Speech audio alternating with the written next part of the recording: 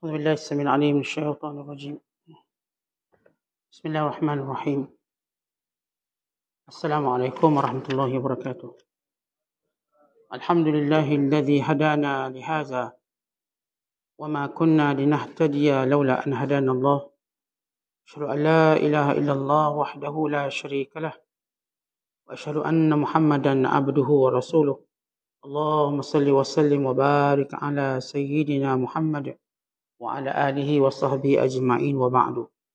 وقال المصنف رحمه الله تعالى ونفعنا الله به وبعلومه في الدارين آمين. Telah berkata Imamul Allama Syekh Abdul Qasim Al-Qushairi, semoga Allah Ta'ala merahmatinya dan kita mendapat manfaat serta barakah ilmunya. Tajuk yang ke-28, Al-Haya'u, yakni sifat malu.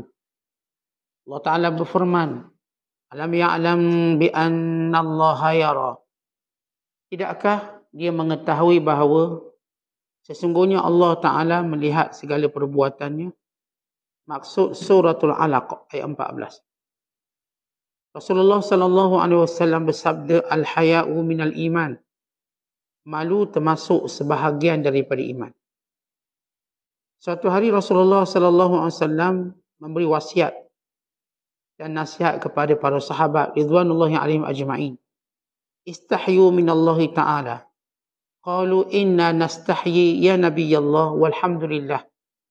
Qala laysa dhalika walakin man istahya minallahi haqqal haya falyahfazir ra'sa wa ma wa'a walyahfazil batna wa ma hawa waliyadhkuril mauta wal bala waliyadhkuril mauta wal bila wa man arada al-akhirata taraka zinatad dunya faman fa'ala dhalika faqad istahya minallah haqqal haya'i.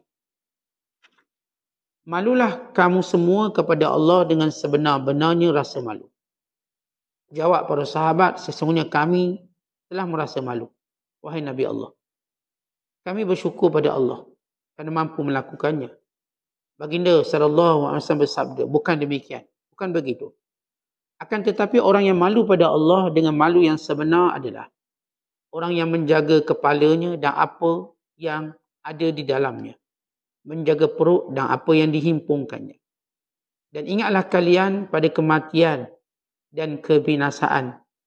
Barang siapa menghendaki kampung akhirat, maka tinggalkanlah perhiasan dunia. Barang siapa mampu mengerjakan demikian, maka sungguh dia telah malu pada Allah dengan kebenaran rasa malu. Yang malu sebenar. Sebagian orang bijak mengatakan, malulah kamu dengan rasa malu yang sesungguhnya di majlis orang-orang yang mempunyai rasa malu. Al-Imam Ibn Atta mengatakan, ilmu yang terbesar adalah rasa segan dan malu. Jika keseganan dan rasa malu hilang, maka tidak ada kebaikan yang tersisa di dalamnya. Zunnun Al-Misri mengatakan, rasa malu adalah keberadaan rasa segan dalam hati bersamaan dengan keterlepasan segala sesuatu yang yang lalu daripada dirimu, yang melintasi dirimu menuju ke hadrat Tuhanmu. Dikatakan pula cinta adalah berbicara, malu adalah diam dan membisu, dan rasa takut adalah mengelisahkan. Muslimin dan muslimat dan penonton yang dirahmati Allah sekalian, di antara sifat yang menjadi sifat hamba-hamba Allah ialah rasa malu. Bila kita menyebut tentang rasa malu, iaitu suatu perasaan yang akan menghalang kita daripada melakukan perkara-perkara yang tidak baik. Sama ada ianya bersifat dosa, ataupun ia akan menjatuhkan maruah dan reputasi kita, atau menjadikan pandangan orang kepada kita dengan pandangan yang hina. Kalau kita nak faham secara mudah apa itu rasa malu, umpama kita berada di hadapan orang, lalu seorang melihat keaiban kita. Bagaimana perasaan kita ketika itu? Umpama kita sedang berjalan, tiba jatuh depan orang. Kita rasa apa? Maka rasa itu namanya malu. Umpamanya tengah kita berada bersama dengan orang ramai, tiba-tiba terdedah keaiban kita, terselak aurat kita. Apa kita rasa? Malu. Umpama bila semua orang pandang pada kita, kerana kita pakai baju terbalik ke, pakai slipper lain sebelah ke, orang pun tengok tanpa kita sedari apa yang kita lakukan, maka datang rasa malu. Itu datang rasa rendah diri. Datang rasa bahawa kita ni macam tak mampu untuk berkata-kata. Dalam Islam, Islam membentuk sifat malu manusia dengan cara paling sempurna. Yang pertama dengan syariat ditutup atau syariat penutupan aurat. Daripada kecil lagi, kita diajar tutup aurat. Dan makin dekat dengan Allah, makin sempurna aurat kita. Makin kita dekat dengan Allah, makin kita peduli aurat kita. Hatta pada perkara yang bukan aurat pun kita menganggap ini seperti aurat. Al-Imam Asy-Syafi'i rahimahullah, seorang yang amat malu. Dia tidak menzahirkan pada pandangan orang lain, hanyalah muka dan tapak tangannya, bagaimana seorang perempuan. Artinya, punya malu Imam Syafi'i, dia tak pernah tunjuk lengang dia. Nak tengok cuma tapak tangan dia je boleh tengok. Ini dia dengan lelaki, jangan kata dia dengan perempuan. Kerana kata ulama, nisbah ataupun nilai dekat kita dengan Allah sebesar mana malu kita. Kita dah sebut Islam membentuk malu yang pertama dengan cara tutup aurat. Lalu kita mula tutup aurat daripada anak kecil lagi. Dan perkara yang pertama yang akan hilang malu bila seorang tu buka aurat. Hatta Islam ajar kita menjaga aurat. Bukan sekadar ketika mana kita bersama orang-orang yang kita namakan sebagai ajnabi. Bahkan orang-orang yang disebut sebagai mahram pun ada batasan aurat. Kita manusia dengan kita ni ada dua jenis. Pertama kita panggil ajnabi, orang asing. Orang asing dengan definisi ulama fiqh dengan mudah, orang yang kita boleh kahwin. Itu kita panggil orang asing. Boleh kita kahwin. Kita nak kahwin, kita nak kahwin tu nombor dua, tapi kita boleh kahwin dengan dia. Siapa dia? Sepupu kita. Boleh kahwin? Boleh. Siapa dia? Abang ipar kita. Adik ipar kita. Boleh kahwin tak? Boleh. Secara hukum kita boleh kahwin. Siapa dia? Mak saudara ataupun isteri pada pak saudara kita. Kalau nisbah saya lelaki. Mak saudara sabit. Isteri pada bapa saudara saya. Boleh tak saya kahwin dia? Boleh. Kalau pak saudara saya mati, saya boleh kahwin dia. Isteri kepada ayah mertua saya. Bukan mak mertua saya. Isteri pada ayah mertua saya. Apakah saya boleh kahwin? Boleh kahwin dengan dia. Ini nak supaya tuan-tuan jelas makna ajnabi. Mak mertua kita tak boleh kahwin. Sebaik saja akad nikah terhasil, maka automatik mak mertua tu diharamkan dengan sebab akad nikah. Disebabkan mak kita ni atau mak mertua menjadi golongan mahram disebabkan musaharah perkahwinan. Tapi andai kata mak mertua kita pun mati, ayah mertua kita pun kahwin lagi. Dia kahwin lagi. Maka apa hukum isteri pada ayah mertua kita? Dia orang asing. Maknanya kalau ayah mertua kita mati atau ayah mertua kita cerai, isteri dia yang bukan mak mertua kita boleh kahwin. Kerana dia ajnabi. Mak mertua betul tidak disebut ajnabi, dia panggil mahram secara musaharah, perkahwinan. Baik, kita sebut ajnabi, saya sengaja menyebut contoh ini supaya kita faham. Ini sepupu abang angkat ke, kakak angkat dia angkat. Ini ajnabi, orang asing. Walau kita kata ni ustaz, kakak angkat saya. Saya kecil, dia angkat saya. Ini kakak angkat saya kecil, dia bela saya. Apakah dia ini orang asing? Ya, dia disebut dalam istilah fiqh ajnabi. Orang boleh dikahwini. Mak angkat ajnabi. Orang yang boleh dikahwini. Saat dia bela saya, ini mak angkat saya.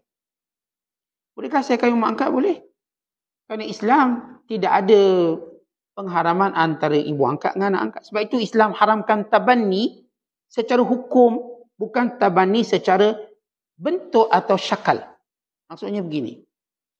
Nabi Muhammad SAW menjadikan Zaid bin Harisah sebagai anak angkat.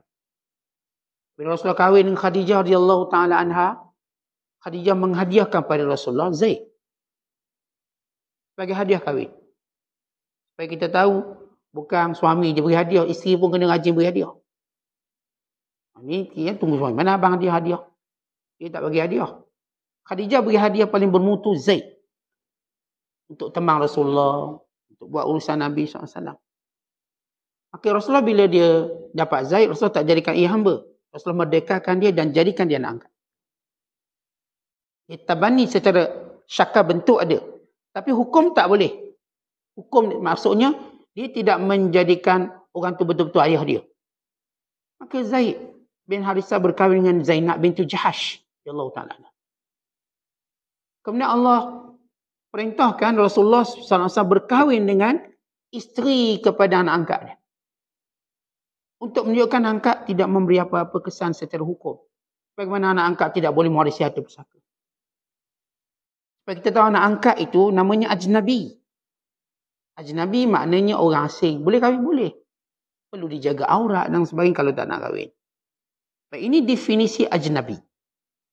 Dan satu lagi kita panggil mahram. Mahram diharamkan kita kahwin. Sama ada mahram ini sebab nasab. Adik-beradik. Pak saudara, mak saudara, tok nenek. Nasab ini sama ada nasab bawah. Kita panggil sebagai furu'. Iaitu anak kita, anak saudara kita, cucu saudara kita, cicit saudara kita panggil furu'. Atau usul. Ayah kita, tok kita, moyang kita sampai ke atas. Atau hawashi. Hawashi ni adik-beradik pada mak kita, adik-beradik pada ayah kita yang kita namakan pak saudara. Ini panggil hawashi. Ini namanya haram nasab. Yang kedua kita panggil haram musaharah. Haram disebabkan kita kahwin seperti mak mertua kita. Panggil musaharah. Yang ketiga mahram disebabkan muradha'ah ataupun ar-radha'ah, penyusuan. Dek kita menyusu, maka dia jadi mak susuan kita, bapak susuan kita, adik-beradik susuan kita, maka jadi mahram sebab penyusuan. Ini semua haram kita kahwin. Jadi aurat kita ada 3 jenis bentuk aurat. Ini bagaimana Islam bentuk malu. Pertama, aurat kita dengan diri kita. Baik, apakah dengan diri kita ada aurat? Boleh tak kita berjalan telanjang sorang-sorang dalam rumah? Masak telanjang, isi rumah telanjang. Seorang tak ada orang tengok. Apakah boleh? Sebab tidak ada orang lain. Kerana setengah mendefinisikan aurat bila ada orang depan. Bila ada je orang depan, maka baru dibicarakan aurat. Tapi setengah kata tidak. Aurat ini juga waktu kita bersendirian. Artinya kalau dalam situasi tak patut kita telanjang, maka jangan telanjang. Itu lebih baik. Berdasarkan hadis Nabi SAW. Wallahu haqqu an yustahya min. Kamu patut rasa malu dengan Allah. Adapun dalam situasi kita kena telanjang, berak, kencing. Itu dalam situasi telanjang. Qada hajat. Dan situasi tersebut. Ya, maka harus kita bertelanjang. Namun ketika ulama bahaskan waktu apakah boleh hal yajuzu al-ghuslu uryanan, apakah harus mandi telanjang? Apakah harus mandi telanjang ataupun apa hukum mandi telanjang? Jumhur ulama menyatakan harus mandi telanjang, tetapi sunat menutup aurat. Sunat memakai sesuatu. Tutup aurat mughallazah. Aurat besar. Kisah Nabi Allah Ayub mandi telanjang. Kisah Nabi Allah Musa AS mandi telanjang. Yang disebut hadis-hadis yang sahih. Menunjukkan keharusan. Boleh. Tetapi lebih baik. Kalau seorang itu menutup dirinya, itu lebih baik. Tapi kalau dia nak telanjang, boleh tak? Boleh. Hatta kalau dia tidur, apa hukum tidur telanjang? Apakah haram? Jawapannya tidak haram. Namun sebaiknya tidak. Demi untuk menjaga aurat bila bersendirian. Kadang kita tidur telanjang, kadang-kadang terlupa tidur telanjang, bangun, jalan, orang dah mudah. Dah terbiasa macam tu. Anak-anak tengok ke misalnya, anak-anak masuk bilik tidur kita. Dia biasa tidur telanjang, tengok mak lambat bangun, dia pun tarik selimut, habis kita. Dengan bapak-bapak sekali, contohlah. Jadi bila dia menutup dirinya, dia terselamat daripada benda tu. Maka sebab itu kata para ulama, Tidur dalam keadaan berpakaian jauh lebih baik daripada tidur telanjang. Walaupun adanya, taklah kita kata haram. Sebab dia bersendirian. Namun tetap dikatakan menutup lebih baik. Berdasarkan hadis, Wallahu haqqu ayustahya minhu. Allah lebih patut kamu rasa malu. Kerana orang yang buat macam tu, dia bentuk malu dia. Ini Uthman bin Affan tidak pernah membuka auratnya walaupun dia bersendirian. Dan bila mana Uthman bin Affan pergi qada hajat, dia hanya buka kawasan yang perlu. Dia tak buka semua. Dia tak macam setengah orang masuk bilik air dah tak ada apa dah, kosong. Uthman bin Affan tidak begitu. Demikian juga Abu Bakar As-Siddiq. Dia kata dia antara tempat yang aku malu ketika aku qada hajat, sehingga aku tutup muka aku kerana malu. Walau bersendirian. Kan kita dah sebut, makin dekat orang tu dengan Allah, malunya makin tinggi. Sehingga dia tidak menzahirkan, walaupun bukan disebut aurat, dia tetap tidak menzahirkan. Bagaimana kita kisahkan Imam Syafi'i, berlengan dia pun tak tunjuk orang. Dia tak pernah tunjuk pakai lengan pendek ke macam setengah orang. Tetap dia pakai baju yang labuh. Atau Imam Syafi'i kadang-kadang menyembunyikan tengkuknya daripada dilihat. Nak tengok muka je boleh. Tapak tangan je dia. Lebih daripada pergelangan tangan dia tak benar kau tengok. Dia menjaga maruah diri dia. Maka ini tentang waktu kita bersendirian. Baik, waktu kita dengan orang. Orang yang kita duduk depan. Wa imma dia ini ajnabi atau mahram. Kalau dia ajnabi. Kalau kita lelaki, maka wajib menutup aurat. Melainkan pusat hingga ke lutut. Sehingga ataupun melainkan aurat kita itu selain daripada pusat hingga ke lutut. Ini pusat lutut kena tutup. Antara pusat hingga ke lutut. Yang lain tidak disebut aurat. Bila kita lelaki. Kalau perempuan, bila mana dia bersama dengan mahramnya juga begitu. Pusat hingga ke lutut. Mahram dia, ayah dia buat. Namun marwah dia ialah sebagaimana dia pakaiannya bila bersama dengan orang lain. Lebih ringan sikit. Ini kalau kakak dengan adik-beradik lelaki. Auratnya sama, pusat hingga ke lutut. Tapi tak mungkin dia akan buat macam tu. Yang lebih itu namanya marwah dia. Kerana tempat itu mungkin mengundang fitnah. Maka ditutup. Namun ia bukan aurat secara hukum. Namun ditutup dibimbangi fitnah yang lain. Seperti syahwat dan sebagainya. Dan kita sama adik-beradik lelaki perempuan. Pusat hingga ke lutut dengan sepakat ulama. Dan mahram-mahram kita yang lain. Namun bagi perempuan. Walaupun dia sebut pusat lutut. Tapi dia jaga lebih pada itu. Sebagai satu bentuk apa? Marwah. Bila ulama bahaskan tentang aurat, mereka bukan sekadar bahaskan aurat secara hukum minimum. Mereka juga bercakap tentang marwah. Macam kita, tuan-tuan, aurat pusat ke lutut. Ya, boleh tak tuan-tuan pergi JB buat macam tu je? Pusat ke lutut. Kerjanya imam.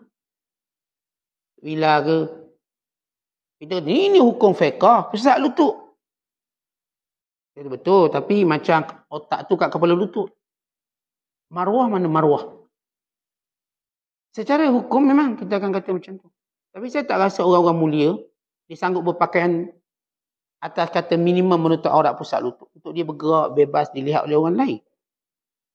Dan dia juga akan menjaga reputasi dia. Atau kita sebut sebagai marwah. Muru'ah dalam bahasa Arab. Muru'ah.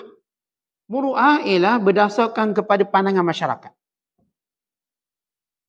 Kan dalam kaedah Islam al-adatul muhakkamah. Kebiasaan orang ramai menjadi hukum. Kebiasaan orang ramai, kalau tengok kita berpakaian macam tu, dia pun nampak aib. Tapi kalau kita duduk dalam suasana mungkin, contohlah masyarakat nelayan, dah biasa macam gitu. Dia bukan keaiban. Masyarakat asli, orang asli. Orang asli, memang situasi mereka macam tu. Misalnya, kita setakat pusat lutut tak ada masalah. Orang asli. Muru'ah atau marwah dia begitu. Kerana ia mengikut uruf setempat. Dalam uruf kita manusia semuanya. Atau menutup badan pun menjadi suatu marwah. Dan kita kena jaga marwah. Dan aurat kita yang ketiga ialah aurat kita dengan ajnabi. Yang kita boleh kahwin dengan dia. Bagi perempuan, selain muka, bagi perempuan yang boleh dizahirkan ialah muka dan tapak tangan saja. Dengan mana-mana ajnabi. Adapun tentang menutup wajah seluruhnya, maka itu adalah keharusan untuk dia melakukannya. Allah ma'illah melainkan bila dia merasakan kecantikannya boleh membawa fitnah. Kalau dia bukan kata tak cantik, biasa je. maka tidaklah wajahnya menjadi aurat. Biasa. Tapi kalau nak tutup, itu di pilihan dia. Kita tak boleh nak. Ataupun nak tegur dia atau sebagainya. Dia pilih untuk dia rasa lebih selesa. Tapi kalau dia seorang perempuan yang amat cantik dan boleh mengundang fitnah, sebagian ulama mewajibkan menutup wajah. Sebagian kata kekal. Tidak. Kerana dikiaskan dengan hukum umrah dan haji. Di mana wanita bila pergi umrah dan haji, dia mesti menanggalkan purdahnya. Tidak, dia kena bayar dam. Dia kena bayar dam. Allahumma illa dalam situasi COVID yang sekian, dia pun pakai tutup muka, mask, maka tak dikenakan dam. Dan suasana tidak ada wabak, kalau dia tak memakainya juga, maka dia kena dam. Berbeza dengan lelaki. Lelaki kalau pakai mask, ada COVID ke tak ada COVID, dia pakai mask, dia tak kena dam. Lelaki bukanlah benda itu diharamkan waktu dia berihram. Yang diharamkan tutup kepala. Dia tutup muka tak apa. Lelaki kalau lagi umrah, haji, dia pun nak tutup muka. Apakah dia kena dam? Tak kena. Orang perempuan kalau dia tutup muka dengan mask atau sebagainya, maka dia kena dam. Melainkan bila wabak sudah meluas. Kalau wabak tak meluas, cuma kebimbangan, takut. Bila dia pakai, dia kena dam. Walaupun harus, kerana bimbang, saya batuk, takut berjangkit. Saya ni mudah berjangkit penyakit dengan orang. Saya nak pakai. Ya, dia kena bayar dam. Kerana menutup muka. Walaupun ada keharusan. Kerana masalah kesihatan dia. Ini kitaran beberapa hukum tentang wanita memakai purdah. Kalau wanita memakai purdah kerana kecantikannya boleh menimbulkan fitnah, maka dia wajib memakai. Kalau tidak, maka terpulang pada dia. Dan terpulang pada suami dia. Kalau suami dia menyuruh dia awak pakai purdah, maka isterinya kena ikut. Kerana itu masuk dalam hadis Nabi SAW. Yang Nabi kata, Iza amaraha ata'athu. Antara tanda wanita solihah, bila suami dia suruh, dia dengar. Dia saya nak suruh tutup muka. Okay? Dia mesti menutup muka kerana perintah suami dia. Kerana suami ingin menjaga maruah dia. Dan sebagainya. Okay, ini hukumnya. Jadi, kalau wanita, di sisi ajnabi, selain muka dan tapak tangan ada aurat. Kalau lelaki pula, di hadapan ajnabiyah, perempuan-perempuan yang dia boleh kahwin, kekal auratnya pusat lutut juga. Cuma yang selebihnya adalah maruahnya. Aurat wanita di hadapan orang kafir. Kafir perempuan dan kafir lelaki. Adapun untuk kafir lelaki, maka sama sebagaimana auratnya dengan orang Islam.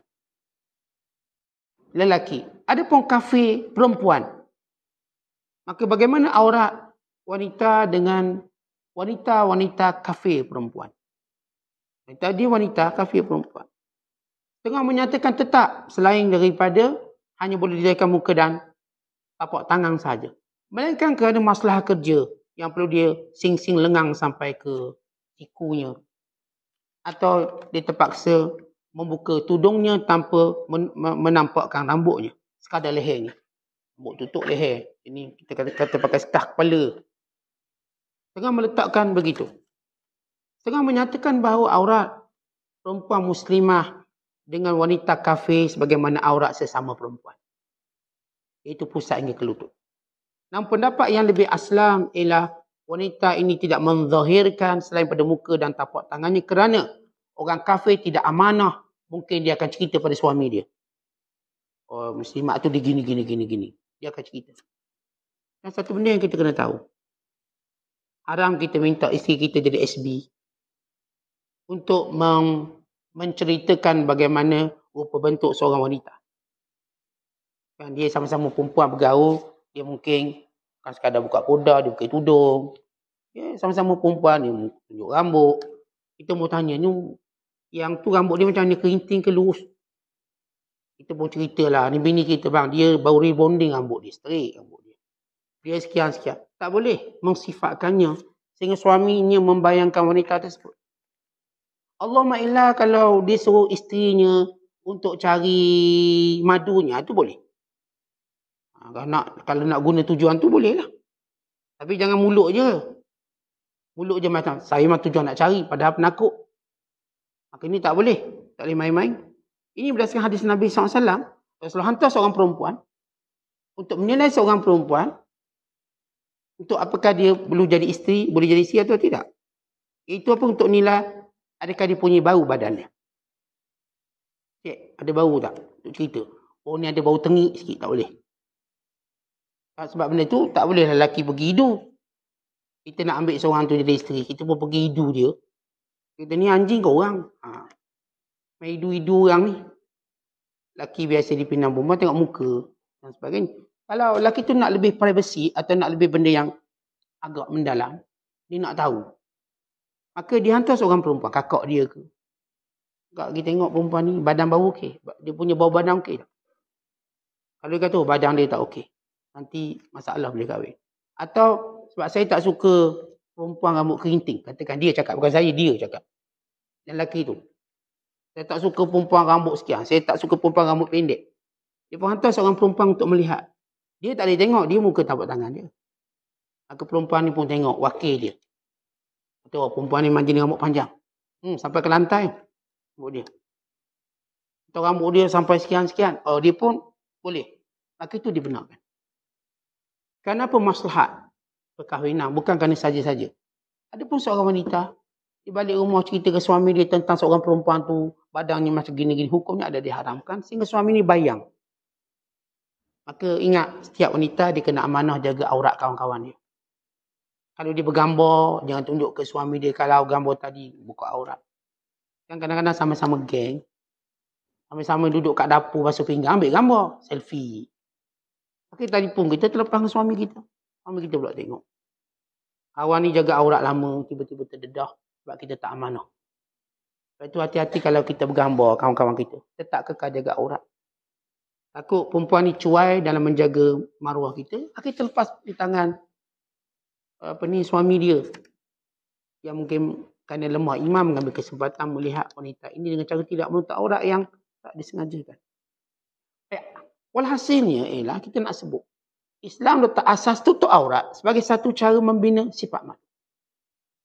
Yang kedua, Islam mengajar sifat menghormati orang tua, menghormati orang berjasa, menghormati orang tertentu, mak ayah dan sebagainya. Salah satu bentuk untuk mengajar malu. Akhirnya bila kita tak hormat orang tua, kita pun akan rasa malu. Kenapa tak hormat dia? Malu sikit. Hormat dia. Dia orang tua. Hormat sikit dia bos awak. Hormat sikit dia tu pak saudara awak.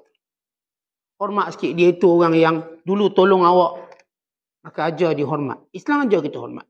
Laisa minna man lam yuwakkir kabirana walam yarham saghirana. Bukan di kalangan kami orang tak hormat orang tua di kalangan kami. Dan tidak memuliakan kanak-kanak. Dan yang ketiga, Islam ajar kita ni sifat malu dengan cara dosa pahala. Dia sebut ini dosa, ini dosa. Kenapa sebut dosa? Kita ajar malu. Akhirnya kita tahu jangan buat benda ni berdosa. Malu kita buat bila kita tahu ia berdosa. Jangan buat benda ni Allah murka. Maka malu kita melakukannya. Dan yang keempat, dengan melazimi orang tu dalam buat taat pada Allah. Suruh dia sembahyang, suruh dia puasa. Lama-lama bila seorang tu tinggal solat yang biasa dia solat, dia akan malu pada diri. Dia tinggal baca Quran yang dia biasa baca Quran, dia akan malu pada diri. Dia tinggal menuntut ilmu yang biasa dia buat menuntut ilmu, dia akan malu. Orang dah lama tak pergi kuliah. Sementara kita sekolah 2 minggu tak patah hidung. Sebab dia dah biasa kuliah, dia pun malu. Kampus anak-anak nak berjalan, tu ajak jalan tu. Masa tak cuti, tak boleh jalan. Tapi dia malu nak cakap benda tu. Artinya kerana dia biasa buat. Seorang bila dia biasa buat ketaatan, tiba-tiba dia tak buat, lalu orang pun tegur dia, dia akan rasa malu. Bila kita malu meninggalkan satu ketaatan, berarti kita sudah biasa dengan ketaatan itu. Kalau kita tak rasa apa, berarti kita tak biasa dengan ketaatan itu. Orang kata, lama awak saya tengok tak baca Quran. Dia pun rasa malu. Kita dah biasa pakai jubah, contohlah. Tiba orang tengok, lama awak tak pakai jubah. Kita tiba rasa malu. Lama tak pakai serban, contoh. Lama tak pakai kopiah. Kalau saya ni biasa pakai kopiah. Saya kecil pakai kopiah. Kalau buka kopiah ni rasa malu tu. Ada orang lain biasa je buka kopiah. Sebab dia tak biasa pakai kopiah. Tanya orang-orang biasa pakai kopiah. Suruh dia tanggalkan kopiah. Bagi RM100 pun dia tanggalkan. Lebih pada itu pun tak tanggal. Kenapa? Bila benda itu biasa, kita malu untuk buat. Untuk kita tinggalkan. Daripada sekolah rendah pakai kopiah. Main bola pakai kopiah. Panjat pokok pakai kopiah. Berenang pun pakai kopiah. Masuk gym pakai kopiah. Gimana pun, pergi cokik pun pakai kopiah. Maksudnya dah terbiasa. Bila buka malu. Walaupun tempat-tempat tu kita katakan biasa orang tak nak pakai kopiah lah, malu.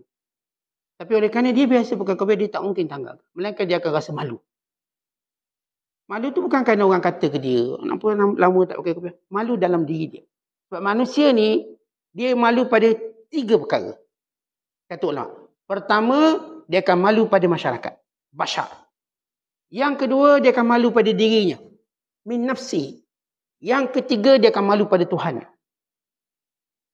Malu pada Tuhan berdasarkan ilmu makrifat. Seorang kalau tak ada ilmu makrifat, dia tak akan malu pada Allah selamanya. Malu pada dirinya bila dia melihat orang ramai merendah-rendahkannya. Maka dia akan malu pada dirinya. Atau dia meninggalkan kebiasaannya, maka dia akan malu pada dirinya. Malu pada orang, maklum. Benda yang maklum. Kita kalau depan-depan orang, malulah kita nak buat benda yang orang lain tak buat. Orang lain semua cakap slow-slow dekat restoran, kita seorang cakap kuat. Orang kata, malu lah awak ni cakap kuat-kuat. Misalnya, kerana kita mula buat lain daripada orang buat. Orang lain dengar kuliah dia elok, kita boleh tidur seorang-seorang. Malu orang. Bangun. Malu orang. Sebab kita mula buat lain daripada orang buat. Orang lain semua duduk, kita seorang berdiri. Malu. Orang lain semua makan, misal katanya sedulang 4 orang, kita sedulang seorang. Awak ni sedulang seorang. Tengok orang lain. Kita kan didik anak kita, cuba tengok orang lain. Cuba tengok orang lain. Kalau isteri dididik suami dia, abang, cuba mak tengok suami orang lain tu. Suami pula didik isteri dia, awak cuba tengok bini orang lain tu. Tak macam awak. Tujuannya untuk datangkan rasa malu. Sebab manusia ni, dia ada kecenderungan untuk biar perbuatan sama dengan orang lain. Bila lain, maka orang akan kata, malulah sikit. Tak ada orang buat macam awak tu. Tak ada orang buat macam awak. Orang lain semua buat macam ni, tiba-tiba awak. Orang lain semua jalan ke depan, awak seorang jalan ke belakang. Pelik awak ni. Orang lain semua buat macam ni, awak buat macam tu. Ini 3 benda yang orang akan malu. Walaupun ada setengah ulama kata ada satu lagi, malu pada malaikat. Ini ada 4 benda yang biasa manusia malu. Berdasarkan iman dia. Malu pada Allah, mesti berdasarkan ilmu. Orang tak ada ilmu, dia tak akan malu dengan Allah. Malu kepada dirinya. Sebab setiap orang nak dirinya dimuliakan, dipuji. Maka dia akan malu pada dirinya kalau dia tak mencapai tahap itu. Yang ketiga, malu pada manusia umumnya. Bila dia melakukan suatu berlainan dengan apa yang orang lakukan. Yang keempat, malu pada malaikat. Tapi ini juga berdasarkan ilmu. Untuk mengetahui kewujudan malaikat, pencatat kiri dan kanan. Yang menulis setiap perbuatannya. Yang sentiasa hadir dalam kehidupan dia. Sebagaimana syaitan hadir dalam kehidupan dia. Maka ini asas bagi orang-orang yang saya katakan malu. Makin dia dekat dengan Allah, makin malunya tinggi. Sehingga dia mungkin sampai tidak berani mengangkat kepalanya ke langit. Disebut dalam satu kisah. Nabi Adam AS. Ketika mana turun ke dunia, Allah turunkan Nabi Adam ke dunia. Lalu Nabi Adam AS tidak pernah mengangkat wajahnya ke langit. Dek malunya pada Allah. Kerana kesalahan yang dia buat. Dan dia sentiasa menangis. Beratus tahun lamanya dia menangis bila ingatkan kesilapan dia. Sehingga dia tidak berani angkat kepalanya. Dia berdoa pada Allah supaya Allah menerima taubat. Sehingga Allah ajar kepada Adam AS kalimat taubat. Fatalaqa Adam min Rabbih kalimat fataba alaih. Lalu Allah mengajar Adam kalimah doa. Lalu Adam pun bertaubat kepada Allah dengan kalimah itu. Itu kalimah yang Allah sebut dalam Al-Quran. Qala Rabbana zalamna anfusana wa illam taghfir lana wa tarhamna lanakunanna minal khasirin. Dan Adam dan Hawa berkata, wahai Tuhan kami telah menzalimi diri kami. Kalau engkau tidak mengampuni kami dan merahmati kami, maka jadilah kami orang-orang yang rugi. Walaupun Adam AS memohon ampun pada Allah, maka dia tetap tidak berani mengangkat wajahnya ke langit. Dia kada malu. Ada seorang ulama namanya Fudail bin Iyad. Ketika mana di padang Arafah, dia hanya terdiam membisu kerana malu. Ingat dia zaman dulu perompak penyamun. Fudail bin Iyad dulu perompak penyamun. Duk menyamun ramai orang. Duk makan harta haram banyak. Tiba Allah beri dia taubat. Maka dia pun pergi tunaikan haji. Di padang Arafah ketika lautan manusia sibuk dengan doa macam-macam, Hudayr bin Iyad hanya diamkan diri. Kerana mengenangkan dosanya dia malu. Lalu dia berkata, wa sawatah wa in afautah. Aduhai malunya aku, walaupun engkau ampun dosaku, ya Allah aku malu. Kata bila kita contohlah kita buat kesalahan pada orang-orang baik. Dia orang baik, orang kita hormat, kita pun buat salah. Dan dia maafkan kita. Walaupun dimaafkan kita, kita tetap malu bila jumpa dia. Mengenangkan salah kita buat, tak patut kita buat. Dia dah maaf, kita tak apa, saya dah maafkan awak, saya dah tak ingat apa-apa, tak ada masalah. Tapi kita sebagai manusia, yang fitrah malu ni ada, tetap akan rasa malu. Sama juga orang bila kenal Allah. Walaupun dia tahu Allah Maha Pengampun, dia tetap malu dengan dosa silam dia. Teringat dulu, zaman muda tak sembahyang. Teringat dulu zaman muda duk buat perkara maksiat, judi, marak. Kalau hari ni dah jadi baik, dah jadi warak. Tapi bila teringat balik malu. Apalah aku buat benda tu. Kenapalah aku dari dulu tak belajar, tak tinggalkan benda haram. Kita teringat dulu derhaka ke mak. Walaupun hari ni kita dah jadi anak taat sungguh-sungguh. Atau bila mak kita mati, kita lawan bersungguh doa. Namun bila teringat balik momen detik kita tak dengar cakap mak kita, kita malu. Malu. Zaman kita lawan mak kita. Zaman tak ada agama. Hari ni ada agama, kita malu. Kadang-kadang kita teringat zaman kita jahat. Pantang gaduh orang, bakar kita orang. Pantang gaduh dengan orang, bakar buk orang. Zaman-zaman jahat gangster. Pantang gaduh dengan orang, ada benda lah kita rosakkan. Hari ni kita dah taubat. Jadi orang baik. Tapi setiap kali kita ingat benda tu, kita malu. Kenapa kita sampai tegar buat benda-benda macam gitu? Kenapa dulu kita tak belajar untuk menghalang diri kita daripada mendatangi perkara-perkara yang mungkar? Maka ini orang-orang yang benar-benar ada keinsafan. Sebab itu antara tanda orang taubat. Malunya tak hilang dengan kesilapan silam. Sebab tu dia malu simpan gambar lama-lama. Sebab kalau kita ni dah nama taubat, gambar lama simpan lagi. Gambar zaman-zaman kita rock kapak tu. Zaman-zaman kita free hair. Kalau perempuannya. Zaman-zaman kita, ya teruk lah jenis. Pakai jenis hippies punya orang. Anti-hippies pakai. 80s-nya. Kita pun dah taubat. Tapi kita masih menyimpan gambar tadi. Tanpa rasa malu, berarti tidak benar taubat kita. Kerana orang kalau benar taubat, dia malu tengok benda-benda silam macam tu. Tuan-tuan nak tengok balik ke gambar-gambar zaman. Kita tak pernah peduli halal haram dalam pergaulan. Kita tak pernah peduli halal haram dalam makan, minum. Kita tengok balik, kita malu, kita akan buang gambar ni. Jadi saya berpandangan bahawa kalau orang tu, dia bertaubat dalam masa silam dia.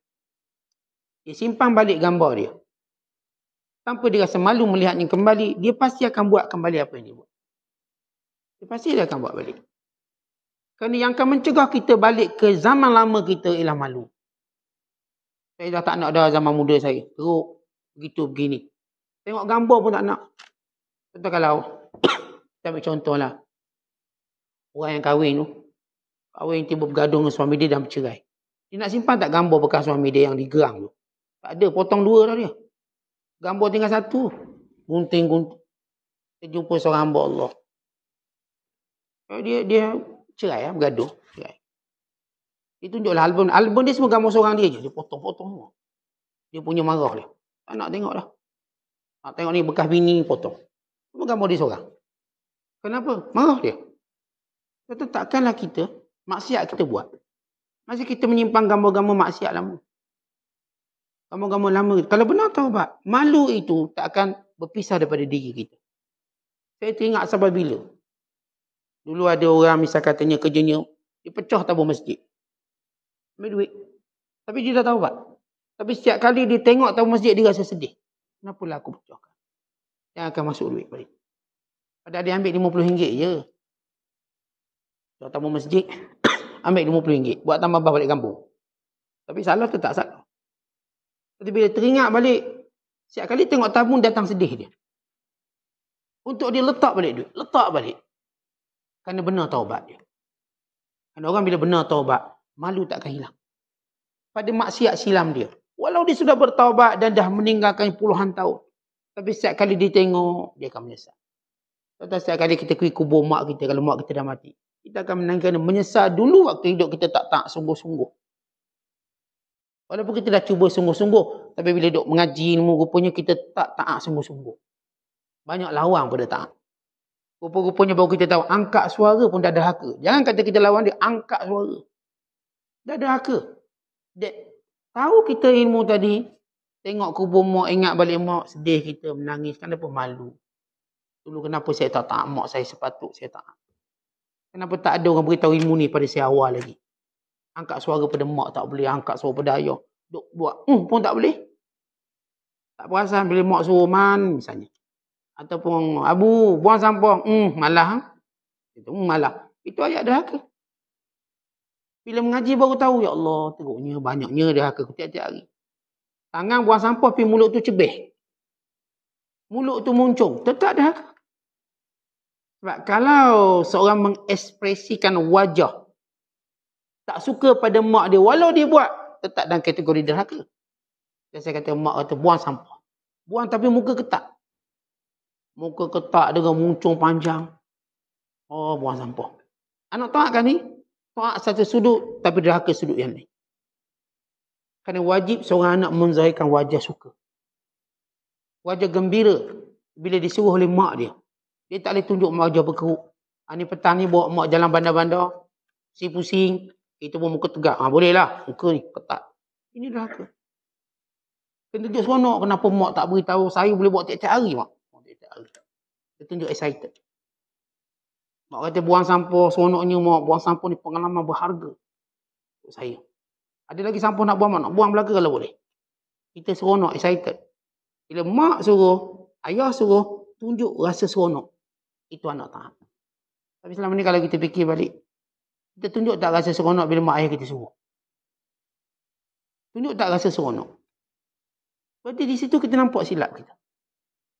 Atas sebab itu kita taubat, kita menyesal. Dan kita malu. Lepas tu kalau orang kata awak ni anak taat, saya tak berani kata saya anak taat. Sebab saya tahu diri saya siapa. Orang dah tengok kita baik, jaga mak kita, beri duit mak kita, bawa jalan mak. Tapi kita bila makin belajar, kita makin nampak cuai kita kat mana. Itu mula lagi kita dengan Tuhan. Tengok orang yang paling mulia atas dunia ini mak ayah kita. Itu cerita Tuhan lagi banyak cuai kita. Dengan nikmat Allah yang melimpah ruah. Ini asas kepada malu yang kita nak bicarakan. Sebab itu disebut. Pengarang kita memulakan dengan firman Allah Ta'ala. Alam ya'lam bi anna Allah yara. Tidakkah kamu tahu Allah tengok? Satu hari ada seorang lelaki datang jumpa Imam Ahmad bin Hanbal. Dia kata, apa hukum nyanyian? Ma hukmul aghani? Apa hukum nyanyian? Lalu kata Imam Ahmad, lagu apa? Nyanyi-nyanyi lagu apa? Sebab bila kita nak sebut hukum nyanyian, kena dengar dulu lagu tu. Tak tahu seni kata dia. Kalau seni kata ni memuja perempuan, apatah lagi memuja bini orang, itu diharamkan. Lalu lelaki ni pun nyanyi depan Imam Ahmad. Dia kata, dalam bahasa nyanyian bahasa Arab, Iza ma qala li rabbi amastahyaita ta'asini wa tukhfi zamba an khalqi bil isyani ta'tini. Maksudnya dalam bahasa Melayu, bila Tuhanku berkata kepadaku, tidakkah engkau malu buat maksiat kepadaku? Engkau menyembunyikan dosa daripada makhlukku, tetapi denganku engkau menzahirkan dosamu. Imam Ahmad dengar, dia tak sebut hukum, tapi dia ulang lagu tu. Dan dia menangis, dia tu masuk bilik dia tutup, tak keluar. Sambil mengulang lagu tu. Itu lagu yang berkata, bagaimana kalau Tuhan kata pada kita? Kalau Tuhan kata pada kita, kenapa kamu tak malu waktu kamu buat dosa? Kamu duk sembunyi dosa daripada hamba-hambaku, tetapi depan-depan aku kamu buat dosa. Kita tuan-tuan, ada orang tak berani buat dosa. Nampak orang ada. Tapi bila bersendiang, kita dengan berani buat dosa. Apakah kita melihat manusia lebih tinggi daripada pandangan Allah? Dengan ayat, dengan perkataan, dengan lagu ini, Imam Ahmad menginsafi rasa. Dia ulang-ulang, yuraddiduha. Dia ulang kalimah lagu ini sambil menangis. Tidakkah bila Tuhanmu berkata kepadamu, Apakah engkau tidak malu melakukan maksiat kepadaku? Sedangkan engkau sembunyi dosamu, berusaha sembunyi dosamu daripada makhlukku. Tapi dengan aku, engkau menzahirkannya. Kadang-kadang tuan-tuan sekalian depan orang, kita tunjuklah pemurah. Tapi waktu bersendirian, waktu depan Tuhan, kenapa tak tunjuk pemurah dengan rezeki Allah beri pada kita? Hanya nak dapat sekelumit pujian orang pada kita, yang tak beri apa-apa pun kat kita. Ini Tuhan kita yang beri segala-galanya pada kita. Maka kenapa kita bersendirian jadi kedekut? Depan orang nampak pemurah. Kenapa bila depan orang tunjuk ibadat cantik, comel, waktu bersendirian kita ibadat macam katun? Apakah kita tidak malu pada pandangan Allah? Atau kita menganggap pandangan Allah itu lebih kecil daripada pandangan hamba manusia-manusia lain? Patutnya bila kita bersendirian, lagilah kita tunjukkan keikhlasan kita dalam taat, keikhlasan kita dalam ibadat. Lagilah kita tunjuk sifat pemurah. Sebab itu di antara sifat yang disebut sebagai muraqabatullah, bila mana ibadatnya bersendirian lebih baik daripada ibadatnya ketika bersama orang lain. Sedekah sembunyinya lebih banyak daripada sedekah terangnya. Kenapa? Kerana dia malu pada Allah dan dia sentiasa memerhatikan Allah dalam hidupnya. Tetapi kita kalau seorang diri, apakah sembahyang kita lebih lama daripada kita sembahyang depan orang? Nabi SAW waktu bersendirian, solatnya jangan dikira panjang. Kata Aisyah, jangan ditanya tentang rokoknya, sujudnya, dek panjang. Ini rakaat pertama Rasulullah solat seorang diri. Baca surah Al-Baqarah. Lepas tu baca surah An-Nisa. Baca surah Ali Imran. Dibaca. Ya, kalau kita tengok Al-Baqarah, lepas tu Ali Imran baru An-Nisa. Dia setia tertib. Kadang-kadang Rasulullah tak baca ikut tertib. Rasulullah baca Al-Baqarah, An-Nisa, kemudian Ali Imran. Kita bayangkan kalau tuan-tuan baca tanpa semayang, tuan-tuan baca dalam keadaan luar solat. Lama mana baca Baqarah, Ali Imran dan An-Nisa? Sampai kita katakan juzuk yang kelima. Tuan-tuan baca tu pada juzuk 5. Lama mana tuan-tuan baca? 5 jam. Kalau satu juzuk sejam. Katakan tuan-tuan baca sejuzuk 30 minit. 2 jam setengah. Katakan. Kalau tuan-tuan baca satu juzuk tu 30 minit. 5 juzuk. Artinya 2 jam setengah kita baca. Itu Rasulullah berdiri. Ini bila Rasulullah bersendirian. Tetapi bila Rasulullah sembahyang depan ramai orang, Nabi ringankan. Maka Nabi pun pesan pada kita, idza ya'umu ahadukum falyukhaffif. Kalau kamu jadi imam, solatnya jangan panjang. Ringan-ringankan. Kerana di belakang tu ada orang tua. Di belakang tu ada orang ada hajat. Dan di belakang itu adanya orang-orang yang mungkin sakit. Di belakang itu mungkin budak-budak, kanak-kanak. Tunjukkan kanak-kanak pun solat di masjid Nabi SAW. Sehingga Nabi kata, mungkin di kalangan mereka itu ada kanak-kanak yang kanak-kanak tak mampu diri lama. Dia diri lama nak main lah dia budak-budak. Maka dibaca secara sederhana. Tapi bila bersendirian, hanya Allah yang mengetahui panjangnya. Pernah seorang sahabat cuba ikut Rasulullah tanpa Nabi tahu. Kalau yang mulai di rumah dia pun ikut belakang pintu. Dengar bacaan Nabi SAW. Dan kata sahabat ini, waktu Rasul baca sekian, aku menyangka cara Rasul landing tu, oh macam nak rokok, tiba tak rokok lagi. Baca lagi. Dan kita kadang-kadang imam ni, kita dengar alunan suara, ni macam dah nak habis ni, nak bunyi Allah Akbar. Oh pun panjang lagi. Oh pun panjang lagi. Lalu kata sahabat ini, hampirlah aku rasa nak batalkan solat aku. Kerana panjang, tapi bersabar. Sebab bila kita dah ikut imam, kita tak boleh mufarakah sebab imam baca panjang. Tak boleh mufarakah. Melainkan kalau sekiranya benda tu darurat sangat, kita sakit perut ke, atau kita memang ada urusan. Bila Abdullah bin Mas'ud radhiyallahu ta'ala anhu, Rasulullah tugaskan dia menjadi imam di suatu tempat. Maka Abdullah bin Mas'ud pun jadilah imam, dan dia ni suka baca panjang. Bila baca panjang, ada seorang jemaah mufarakah. Lalu mengadu pada Nabi SAW tentang Abdullah bin Mas'ud baca panjang. Sehingga menyusahkan kami. Rasulullah SAW memanggil Abdullah bin Mas'ud dan berkata, Ya ibn Mas'ud, afattanun anta? Apakah kamu nak bawa fitnah pada masyarakat? Kalau kamu jadi imam, pendekkan solat. Sebab dia ada masalah orang lain. Contoh kalau solat pendek, zikir pun kena pendek. Kan ada orang imam zikir panjang, makmum nak bangun takut. Imam tengok bulat macam tu, bangun cepat no. Jadi imam dia kena tahu. Dia bila imam pendek, zikir juga pendek. Zikir 2-3 minit, 5 minit je. Kau nak zikir panjang, zikir seorang-seorang. Jangan heret orang lain untuk ikut kita. Sebab setiap orang ada masalah dia. Atas Nabi SAW, Nabi khutbah pun pendek. Nabi ceramah pun pendek. Bila tidak ada masalah. Kalau ada masalah, Nabi baca, Nabi akan ceramah panjang. Ada masalah. Jadi di sini bagaimana kita meraihkan kelemahan orang lain. Kembali pada apa yang kita sebut sebagai sifat malu tadi. Di mana bila disebut dalam firman Allah, tidakkah Allah mengetahui apa yang kamu lakukan? Dalam hadis, Nabi kata, Al-haya'u minal iman. Malu itu adalah daripada iman. Bukan kata ulama, malu dan iman itu ialah kembar. Bila berpisah salah satunya, maka hilang kesemuanya. Maknanya, kalau dengan iman tak ada malu, iman pun akan hilang. Kalau dengan malu tanpa iman, malu juga akan hilang. Dua ni kembar. Malu dan iman. Kerana orang beriman, dia akan malu. Dan malu yang menjadikan manusia itu beriman. Kalau salah satunya berpisah, maka akan menghilangkan satu lagi. Maka Nabi SAW memuji seorang sahabat. Kerana dia ada dua sifat. Yang pertama, al-hilmu, kelembutan. Lembut. Yang kedua, ialah al-haya, dia ada sifat malu. Kata Rasulullah, inna fika khaslatain yuhibbuhum Allah. Kamu ni ada dua perangai yang Allah suka kamu. Apa dia? Al-hilmu wal-haya. Pertama, kamu ni sifat lembut, tak kasar.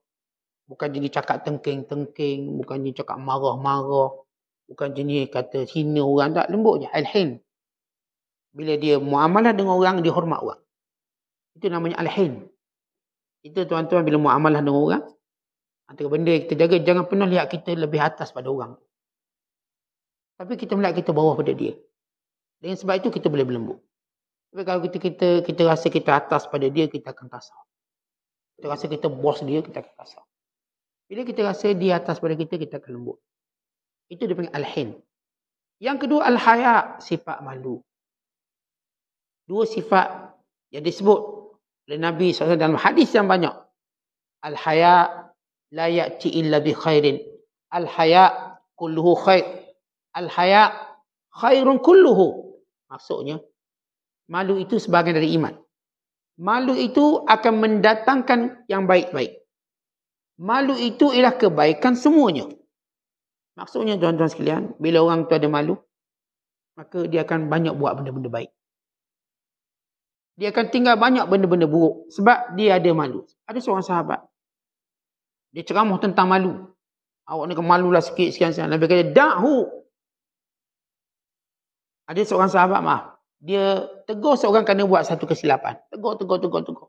Nabi kata, da'hu. Fa'innal haya yamna'uhu. Tak payah ceramah panjang-panjang kat dia. Dia ada malu. Malu tu akan menghalang dia ulang benda tu. Tentang kadang-kadang, kita tengoklah anak-anak kita, kawan-kawan kita buat salah. Bila kita tengok buat salah, sejauh mana kita nak tegur dia, lama mana kita nak tegur dia. Tuan-tuan, kalau kita tahu dia jenis ada sifat malu, tuan-tuan jangan ceramah panjang kat dia. Sebab dia sendiri dah berazam tak akan ulang balik. Contoh, kita ada pekerja lambat datang. Ini pekerja ni baik. Tuan-tuan tak payah cerita tentang etika kerja sekian-sekian. Kadang kita tegur dia, lambat hari ni. Ayat tu cukup untuk dia tak akan lambat lagi esok lusa. Sebab dia ada sifat malu. Lepas tu kita kalau nak tegur orang, kita tengok orang. Kalau orang tu ada sifat malu, jangan ditegur panjang-panjang. Kadang-kadang kita diam je. Dia dah tak akan ulang lagi kerana dia ada malu. Misalnya kawan-kawan kita, atau anak-anak kita, tertumpah air. Tumpah air, kita punya marah. Bebel satu kedai dengar. Anak kita, dia ada malu. Dia bukan nak tumpahkan air, adalah dia bergurau sikit, kita tegur sepatutnya. Sebab tu Aibah kata jangan bergurau, dah habis. Sebab kita tahu dia ni ada malu anak kita ni. Bukan dia muka tak malu. Kelak kalau dia makan lagi kat kedai, dia tetap dia akan jaga benda ni. Jadi kalau kita nak tegur orang, tuan-tuan kena lihat apakah orang tu punya malu yang tinggi atau tidak. Kalau jenis ada malu, jangan tegur dia panjang-panjang. Jangan. Sebab dia dengan sifat malunya cukup, dia tak akan ulang lagi. Dia tak akan ulang lagi. Tapi kalau jenis muka tak malu. Yang ni kena ceramah panjang sikit. Muka tak malu, muka ni je buat salah. Kita tegur macam mana pun, maka kita kena cakap sampai dia rasa malu.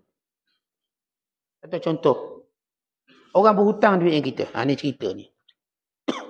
Orang berhutang duit yang kita. Bila orang ni dia ada maruah, dia malu. Kalau kita sebut hutang, dia kata, Ji, lama hutang tu bila nak bayar? Dia malu. Bila dia malu, dia pun berjanjilah, dia beri kita due date baru. Dia janji minggu lepas. Tak apa Ji, insyaAllah beberapa hari lagi saya usahakan. Dan dia pasti akan melakukannya sebab dia ada malu. Tapi jenis muka tak malu. Kita minta hutang. Awak ni hutang saya bila nak bayar? Nanti lalu. Nanti lalu. Duk nanti-nanti dah 4 tahun dah. Yang ni tuan-tuan tengok dia. Tuan-tuan ambil mic. Ni saya nak umumkan ni. Haji tu hutang saya RM400 tak bayar lagi. 4 tahun dah. Dia mesti balik rumah dia bayar hutang kita. Kena pula dia tu pengurusi masjid. Sound kuat-kuat sikit. Pakai mic. Yang ini disebut dalam hadis. Tentang bagaimana boleh dedahkan aib orang yang jenis tak tahu malu dan tak nak bayar hutang kita. Tuan-tuan ada Facebook. Facebook ni orang tak baca sangat lah Ustaz. Dia siapa Ustaz? Dia tu bila masjid tu. Ambil mic tu. Sebelum dia azan mic. Dia nak beritahu bila ni hutang tak bayar lagi ni. Biar dia rasa malu dan dia bayar. Ini kalau kita dah ambil kira banyak lah. Kita tengok orang ni dia malu dengan siapa? Dia malu dengan mak dia. Cerita ke mak dia. Mak, makcik. Anak makcik hutang saya tak bayar. Atau dia segang ke bini dia. Cerita ke bini dia. Kalau kau tak bayar hutang aku cerita ke bini kau. Takut dia dengan bini dia. Kan bini dia mengajuk, payah nak pujuk. 10 km belum tentu dapat pujuk. Jadi, beritahu bini dia supaya bayar hutang. Ini bila orang tu tak tahu malu. Kalau orang tu tahu malu, janganlah cakap bini dia. Dia tahu malu. InsyaAllah dia akan bayar. Yang ni, malu akan menghalang dia. Tapi saya sebut tadi orang tak malu. Jadi hutang tak reti nak bayar. Cakap, telefon tak angkat. Jumpa buat muka sading. Sading pun lebih ada maruah pada muka dia. Sampai dia buat muka dek macam tu. Ini tuan-tuan ambil mikrofon ke speaker ke. Atau sound dengan mesyuarat tu dengan mesyuarat. Dengan mesyuarat depan-depan bos dia. Depan-depan orang dia malu. Beritahu dia. Kenapa? Kerana orang ni perlu dia datangkan balik sifat malu. Jadi ini ada dhawabit yang pernah kita syarah tentang boleh kita memalukan orang tak tahu malu. Tak. Bila ada seorang sahabat mengadu jirannya teruk. Saya dah tegur jirang ni. Tapi jirang ni tetap teruk. Dia mengadu pada Nabi SAW, kata Rasulullah, keluarkan semua barang-barang kamu letak kat luar. Kalau orang tanya kenapa nak pindah? Sebab apa nak pindah? Jirang saya jahat. Biar semua orang tahu. Jangan panggil lori lagi. Tak barang kita kat luar. Kan kita kalau letak barang kat luar, orang tanya nak ke mana barang banyak-banyak? Pindahlah. Kenapa nak pindah? Jirang jahat. Orang lagi tanya lagi. Jirang jahat. Kalau jirang dengar macam tu, boleh tak masuk beli barang? Saya tak jahat lagi lepas ni. Ini berlaku pada zaman Nabi SAW. Artinya, cara nak didik orang yang tak malu ni. Maka dengan cara memalukan dia sampai dia kembali pada taat. Itu kaedah dia. Sebab tu tuan-tuan lihat dalam Islam, ada hukum sifatnya hanyalah untuk tujuan memalukan dia supaya dia tak buat. Contohnya zina. Zina dihukum sebat 100 kali. Tuan-tuan kena tahu sebat tu tak akan membunuh pun sebab sebatan tu sebatan yang ringan. Amat ringan. Tujuan sebatan itu bukanlah untuk membunuh atau mencederakan dia. Tapi mendatangkan kembali rasa malunya. Kerana sebab itu disebat di khalayak ramai. Dia bukan sebab tu untuk... Kalau tuan-tuan tengok sebatan penjara lagi teruk daripada sebatan dalam hukum Islam. Dalam hukum Islam, sebab yang dipraktikkan di Aceh. Rotang yang digunakan mesti halus. Yang rotang tu mesti tak boleh angkat tangan melebihi ketiak dia. Tak boleh angkat ketiak dia. Dia kena kepik ketiak dia sambil pukul. Orang yang sama. Dan dia tak boleh pukul tempat yang boleh membunuh. Tempat di mana dagingnya. Dia macam kita tujuan dia nak malukan dia. Bukan tujuan untuk bunuh dia. Bukan macam tuan-tuan tengok dalam filem dia menggambarkan sebatan tu angkat tinggi macam sebatan pecut. Bukan begitu. Tujuan orang ni biar orang nampak ni berzina tak malu ni. Akhirnya dia kembali malu. Dia kembali tidak berzina dan orang yang nak berzina pun malu takut kena sebat depan orang ramai. bukan kerana sebatannya, tapi orang ramainya. Yang disebut oleh Allah, falyashhad adzabahuma ta'ifatun minal mu'minin. Dan hendaklah dilihat hukuman itu dijalankan di hadapan sekumpulan orang beriman. Tapi bila kita depan orang-orang lain, kita malulah. Dihukum. Maka itu tujuan dia. Bukan tujuan untuk menyakitkan, jauh sekali untuk membunuh.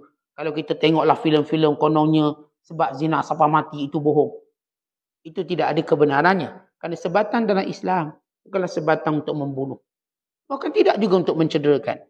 Melainkan mendatangkan kembali rasa malu. Tidak mendekati perkara maksiat. Wallahu a'lam bissawab. Assalamualaikum warahmatullahi wabarakatuh.